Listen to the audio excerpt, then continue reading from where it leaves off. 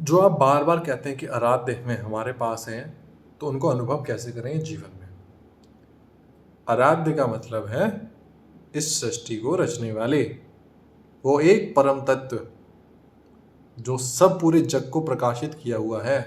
ये सूर्य, पृथ्वी, इतनी ब्रह्मांड, इतनी गैलेक्सियां जो रचने वाला रचयिता है, निर्माता है। शब्द कोई भी हो, भाषा कोई भी हो, बात उसकी हो रही है। समझ के देखो, उस परमात्मा की। अगर मैं आत्मा तो वो परमात्मा है। क्या शब्द आया? परमात्मा है। अगर मैं ऊर्जा हूं तो ऊर्जा का सोर्स वो है, मतलब वहां से ऊर्जा आ रही है। ये सांस है, ये प्रकाशित हो रहा जीवन, मतलब चलाने वाला वो है। इतनी बड़ी बात। अब उसको कैसे पुकारें? अपने माँ बाप को पुकारने के लिए हमें अगरबत्ती दिए की जरूरत नहीं है। साधना, अगरबत्ती जी खुद ये इस जीवन का अनुभव है। आराध्य कृपा से, सिर्फ गुरु कृपा, सिर्फ गुरु कृपा, बस। सिर्फ गुरु कृपा से, जिन गुरु के आप शरणागति हो, उन गुरु की कृपा से। और कोई गुरु नहीं दिख रहा तो वो परम सत्य गुरु ही परम तत्व रूप लेकर के आता है, अपना परिचय देने के लिए कि हाँ मैं ही हूँ, मेरी ही बात कर रहे हैं। सब अलग अलग नामों से, चाहे वो किसी भी नाम से पुकार रहे हैं। तो क्या हुआ? अगर हमारा शरीर का नाम प्रभु हुआ, तो प्रभु कह के बुलाओगे तो आप हमको ही पुकार रहे हो। और हम अगर हैं ही नहीं, अगर ये आवाज़ उनकी कृपा से आ रही तो उन तक पहुंच रहे हो जो परम तत्व है, उनको पुकार रहे हो। सिंपल सा सिद्धांत है। ऐसे ही हमारे संत इतने कृपालु दयालु हैं, सारे, सभी धर्मों के, सभी के। आप ये एक्सपीरियंस करोगे, आपकी आंखें बाहर आ जाएंगी सच में। जब आप आराध्य चाहे अब आराध्य मार्ग पर बढ़ते हो, कहते हो कि मैं ना समझूं। अगर आपका कदम ये होता है ज्ञानी कह के कि मैं ज्ञान हूँ, मुझे ये पता है, मुझे पता है, तो आपके लॉजिक ज्ञान इस कोने में रखे रह जाएंगे, जब आपको सृष्टि के एक छोटे से अंश का भी पता नहीं पड़ेगा। क्या झाड़ू लगाते हैं ज्ञान पर? झाड़ू, ज्ञान वाले लोग झाड़ू आध्यात्म मार्ग पर, मतलब प्रवेश ही नहीं है। आप अगर शून्य होकर के आते हैं, अगर आप हमसे बहस करेंगे कि ये ऐसा होता है वैसा होता है, तो हम हाथ जोड़ लेंगे, जो कि हमें आराध्य कृपा से पता है कि ठीक है, आप ठीक है। क्योंकि अभी थोड़े कृपा से वंचित है, नहीं तो आप ये बहस नहीं कर रहे होते। क्योंकि यहाँ कोई कहे कि बिल्कुल ये सच है, तो वो सच है ही नहीं।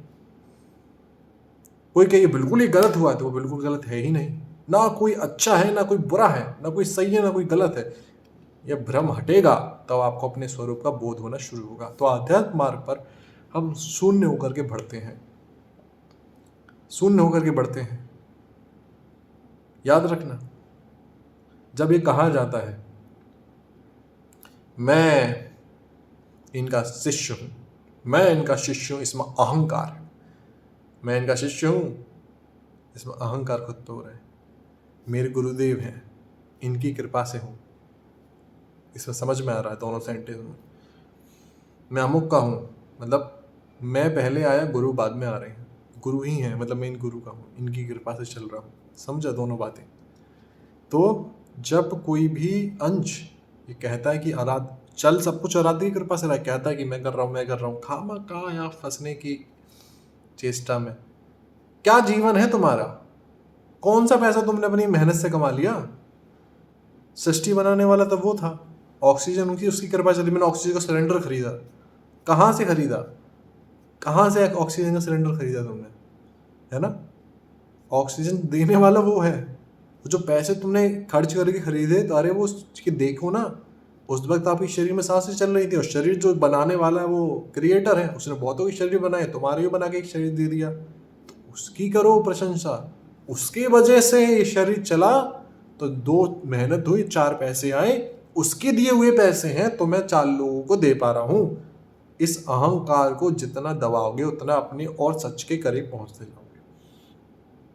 और जैसे जैसे आराध्य कृपा से अपने अंदर मुड़ोगे, अंदर की यात्रा शुरू। बाहर कुछ नहीं है, बाहर ड्रामा नाटक है।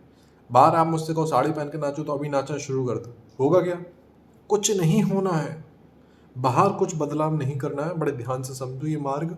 जिससे पहले सांसें जाएं, और जाएंगे तो दूसरा जन्म मिल जाएगा, फिर ये आपको शब्द मिले ना मिले।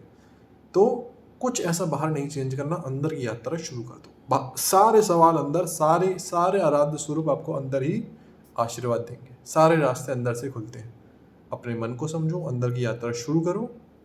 जैसे जैसे आप बिल्कुल शून्य होकर शुरू करते हो, भाई मैं बिल्कुल ना समझूं, हाँ, अगर आपने कहा मैं बिल्कुल ना समझूँ और एक पुकार पे आराध्य आ जाते हैं, एक पुकार पे स्वामिनी श्रीमती राधा रानी आ जाती हैं, एक पुकार पे आ जाती हैं श्रीमती राधा रानी, एक पुकार पे। राधा रानी की शादी यहाँ हुई थी, ये वन में हुई थी, अरे छोड़ दो। शादी आपको लगता है इंसान के शरीर में तो दिखता है इंसान जैसा होगा, वो दुनिया बनाने वाला इंसान जैसा दिखता है, अरे वो परम है, वो निरंकार है, वो हर स्वरूप में आ सकता है। सोचो, अगर आपने बच्चे के स्वरूप में सोचा कि वो मेरा आराध्य बच्चा है छोटा सा, वो छोटे रूप में आके आपके संग खेलना शुरू कर देता है। सोचो उस परम सत्य को, ना समझ होके उसको समर्पित कर दो। यार मेरे को तो समझ में नहीं आ रहा, यह बहुत कुछ प्रपंच है, आपका बनाया जीवन है, आपको समर्पित है। आप चला रहे थे, अब आप चला लेना, क्योंकि मैं तो फंसता हूँ हर बार, कभी ये अच्छा लगता है कभी वो अच्छा लगता है, हर बार फंस जाते हैं। तो ऐसा करके चलोगे, अपने आप को छुपा दो, बिल्कुल बिल्कुल छुपा दो अंदर की बात बाहर करनी ही नहीं। बाहर नाचो कूदो मस्त करो, बहुत मस्त, कहे पागल है तो बिल्कुल पागल है, पर अंदर की बात अंदर ही रहे। ऐसे करके चलोगे तो धीरे धीरे करके आराध्य खुद ही हाथ पकड़ के सब करा देंगे, बस हो जाएगा। ये है, और आएंगे कैसे? पुकार से।